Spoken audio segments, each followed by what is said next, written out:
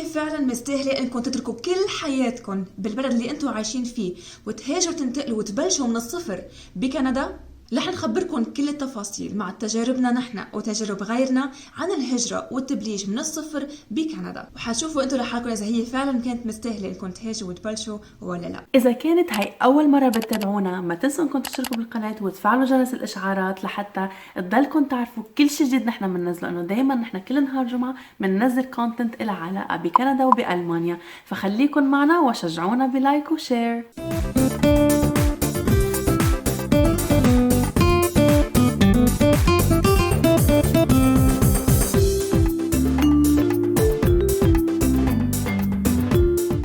أنا تركت كل شيء، تركت شغلي، تركت بيتي، تركنا حياتنا كلياتها، تركت مدارس ولادي، تركت كل شيء لحتى جيت على كندا وأسست حياتي من الصفر.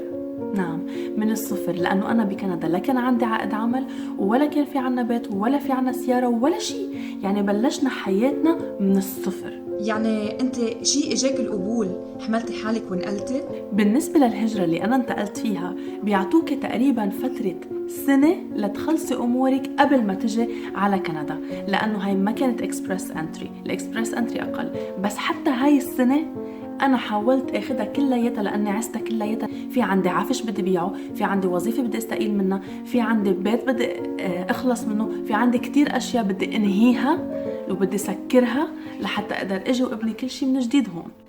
لكل المهاجرين مش اللاجئين انتوا بحاجة لمبلغ مادي كرمال تبلشوا حياتكم فيه. يمكن هذا المبلغ ما يكون احد الشروط اللي هن طالبينها، ولكن انتوا لتقدروا تعيشوا بدكم اياها. لتجيبوا بيت بده يكون عندكم مصاري كفاية، لتفرشوا بيتكم كمان مصاري، لتبنوا حياتكم، لتقلعوا بالبلد عبال ما تلاقوا وظيفة بدكم مصاري. هذا كلياته اذا ما كنتوا انتوا شايلين مبلغ من المال لتقلعوا فيه بالبلد رح تكون كتير صعب عليكم، لانه الدولة ما بتعطي مساعدات مادية للمهاجرين بحكم انه هن قادرين يتكفلوا بحالهم. هاي النقلة ما حدا قال عنها انها نقلة سهلة. رح تسمعوا وحتشوفوا انه طب اذا الواحد بده هالقد مصاري واذا الواحد هالقد بده اشياء ليبني حياته، ليش لحتى ينهي كل شيء ويدمر كل شيء هو عمره كرمال يبلش من جديد؟ مستاهلة؟ هذا السؤال سمعته من كتير عالم. قديش مستاهل انك تركتي شغلك وانت وجوزك كنتوا تعملوا كتير مصاري وجيتوا على كندا كرمال تبلشوا حياتكم من الصفر؟ ما تنسوا انه التاكسات هون بتطير نص المعاش، يعني الواحد لما يوصل معاشه حيلاقي لما عم تفوت على جيبته عم يفوت تقريبا نصهم، الباقي رح تاكسات.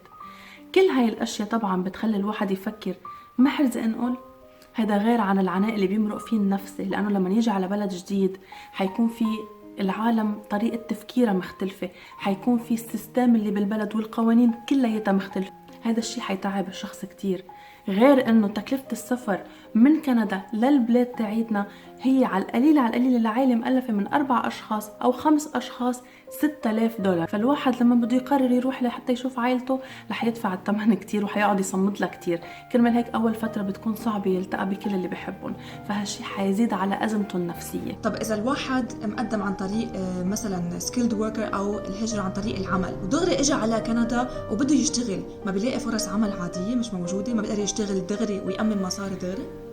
هذا الموضوع يا آية صراحة كتير معقد، لأنه اللي بيجوا هون حتى لو كانوا skilled workers ما معناتها أنه مفتوحة البلد يلا تعوا الوظيفة جاهزة، حتى إذا كانوا نيرسات الوظيفة منا جاهزة. أما بالنسبة للعمل فكل تاريخ اللي الواحد بناه بالنسبة لشغله وكل شيء أسس وكل شيء عمله لو وصل مثلا يمكن لمدير، لو وصل لأي بوست هو كتير تعب عليه، بيوصل لهون ما بيقدر يكمل، لا بده يرجع لتحت ويبني حاله شوي شوي.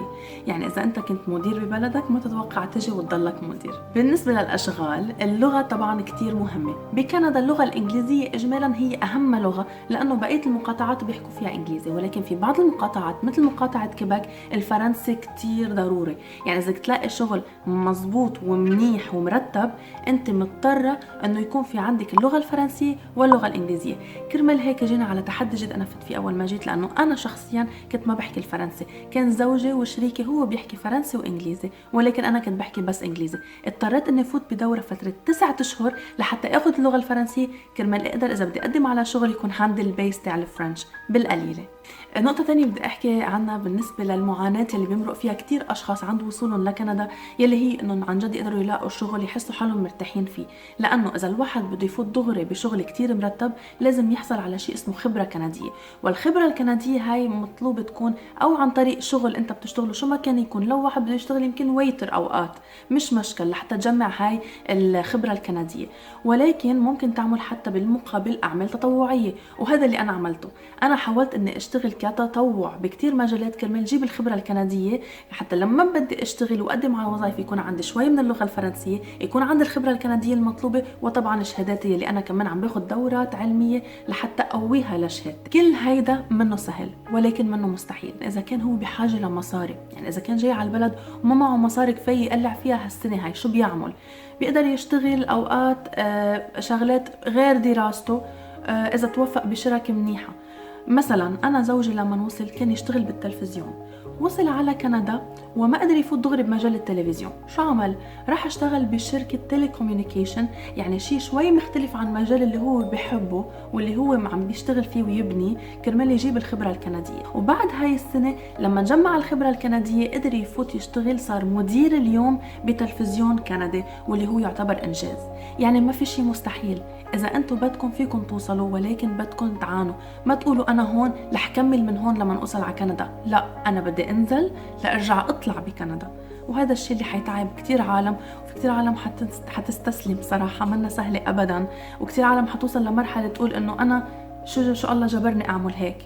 بس لما نتذكر نحن بلدنا كيف وليش نحن قررنا نجي، حنحس إنه لا بتستاهل نتعب، لأنه حنلاقي بكرة. هيدا كلياته معي انت حكيتي عن تجربتك انت. طيب الاولاد الصغار ما بيتاثروا كمان نفسيا؟ بيتاثر كمان مثلا مدارس او دراستهم باي شيء لما ينتقلوا من بلد ويرجعوا يبلشوا مره ثانيه ببلد جديد؟ المدارس، نحن معودين ببلادنا انه المدارس الحكومية يعني مدارس انتو كتير دمرتوا ولادكم انه حطيتوهم فيها، لانه حيكون مستواها اقل من مستوى المدارس الكتير مرتبة، المدارس الخاصة. ولكن هالمعتقد كتير غلط هون، لانه انا لما وصلت على كندا انا كنت حاطة ولادي بمدارس كتير مرتبة بالبلد الخليج اللي كنت فيه، وعند وصولي لهون سمعت انه في شيء اسمه مدارس حكومية ولازم تحطوا فيها لانها كتير احسن. أنا انصدمت. هاي العقلية كتير غلط، لأنه هون المدارس الحكومية مدارس كتير منيحة، ومستواها بكتير أوقات بالذات الابتدائي أحسن من المدارس الخاصة. بتعمل نشاطات أكتر. المدارس الحكومية بتهتم بالولد أكتر، بتهتم بنفسيته قبل ما تهتم بعلمه، بتهتم بالعلم، بتهتم بكل شيء. يعني المدارس هون منا هم ومنا مشكلة. بيجي الواحد بمبلغ كتير قليل اللي هو يمكن $100-200 بسجل ولده بالمدرسة وما بيعطل هم هالموضوع. بالنهاية بدي أقولكم صح إنه أول فترة بتكون كتير قاسية وكتير صعبة، ولكن إذا الواحد بيضل صابر وبيضل متحمل رح يوصل لمحلات هو عن جد ما كان بيشوف حاله فيها من هون ل100 سنة ببلده يمكن، أو بمحل ما هو كان لو كان عم يعمل أشياء كتير حلوة. يعني اصبروا، منا سهلة، لا سهلة نفسيا ولا سهلة ماديا ولا سهلة علميا ولا معنويا، لا عليكم ولا على ولا حدا من عائلتكم. ولكن إذا بتصبروا مثل ما بيقولوا الصبر مفتاح الفرج، بعد فترة رح تلاقوا حالكم وصلتوا لمحلات كتير حلوة، لمحلات انتوا عم تنجزوا شيء لحالكم ما كنتوا تتخيلوا انكم حتوصلوا. أنا اليوم عندي لغة زيادة عن اللغات اللي بعرفها، ولادي عندهم لغة زيادة عن اللغات اللي بيعرفوها، وجوزي بيشتغل بمحل كتير مرتب، وولادي بمدارس كتير منيحة. يعني اشتغلوا على حالكم بتوصلوا. أكيد منا سهلة بس بدها تعب. بالنسبة لي وبالنسبة لمايا الهجرة كانت مستاهلة إنه ننتقل من بلد ونبلش من الصفر ببلد تاني. وانتوا هلا خدوا قراركم، واذا حابين تهاجروا مش عارفين من وين تبلشوا، في نحن عاملين كذا فيديو لحتى يعرفكم على انواع الهجره وطرقها، فوتوا عليها وشوفوا اي طريق هي الاحسن لكم. اذا حبيتوا المحتوى تاعنا وحابين تعرفوا اكثر عن كندا والمانيا ما تنسوا تعملوا لايك وشير وسبسكرايب على ايام الشانل. بنشوفكم الاسبوع الجاي.